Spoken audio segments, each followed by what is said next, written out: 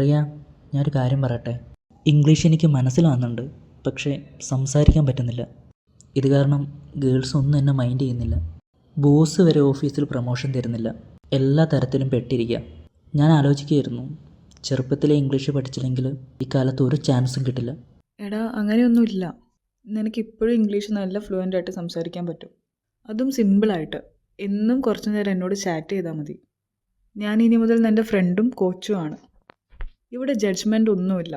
തെറ്റ് ചെയ്താൽ കറക്റ്റാക്കും. ശരിക്കും? അപ്പോൾ എനിക്ക് ഇപ്പോഴും ഇംഗ്ലീഷ് പഠിക്കാൻ പറ്റുമല്ലേ? അതും കോൺഫിഡൻ്റ് ആയിട്ട് പറയാൻ പറ്റുമോ? ഉറപ്പായിട്ടും.